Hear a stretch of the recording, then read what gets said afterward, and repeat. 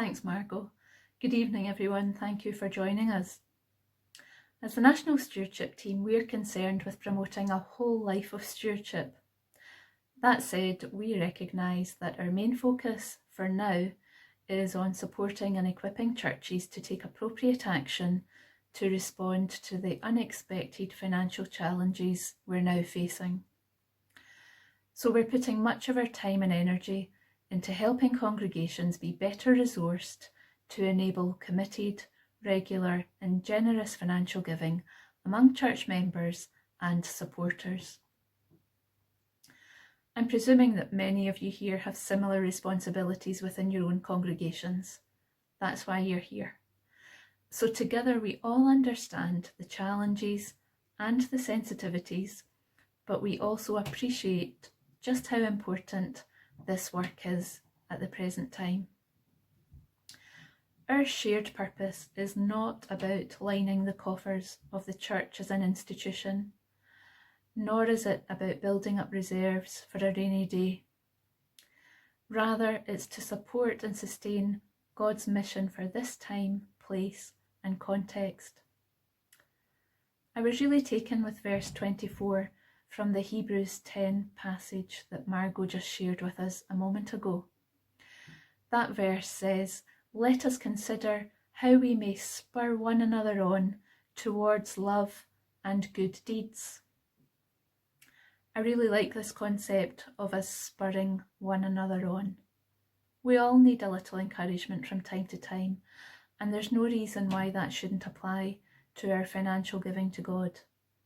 It's good for us to be challenged and reminded that our monetary giving is an expression of our Christian faith, witness and worship. Can I take the opportunity at this point to encourage you to incorporate a time of offering in any online services of worship that you might be broadcasting? These services have provided us with a continued sense of belonging, of being together, regularly drawing larger congregations than might have been seen sitting in church on any one Sunday. Having a time of offering in these online services helps demonstrate the spiritual significance of giving back to God as a part of our worship, even when we can't be in church to place our offerings in the plate. Many congregations have indicated that income from offerings has held up quite well over the lockdown period, with church members actively seeking new routes to give. So it would seem that the physical act of giving is continuing for many. A time of offering within worship is an opportunity to acknowledge that giving and to dedicate those offerings back to God. But it also serves as a reminder, a spur perhaps, that the work of the church continues and requires to be supported. It roots the offering within the principles of Christian stewardship rather than in simple economic terms. So if you're taking down any notes, you might just note this one: make time for a time of offering. Our key aim tonight is to help you enable giving using a variety of means.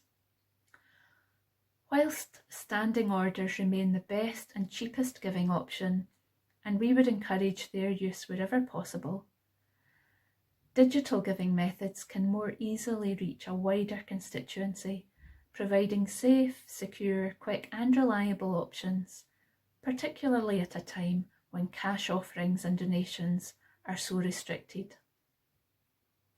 I think we all recognise that we may never return to using cash in the way that we once did. Contactless payment options have quickly become the norm for day-to-day transactions, and churches are just beginning to recognise the potential in having these, whether that be for offerings, special projects, donations, fundraising, or receiving payments. Whilst the team is not in the business of recommending suppliers, several do cater for church clients and in some cases offer discounts. We've tried to hone in on companies which offer the kind of services that might be most helpful to you, but there are plenty others out there in the market, So we would encourage you to do your own research to find the right solution for your context. You may be on board with all of this already and making inroads, or this whole area might be one of great intrigue and mystery. Whichever is the case, we offer tonight's webinar to spur you on in your efforts to sustain the work of your own congregation and the wider church and enable continued or even increased giving. Referring back just for a moment to Hebrews 10 and verse 24, the message paraphrase really resonates with what we're trying to do in this webinar. It says, let's see how inventive we can be in encouraging love and helping out.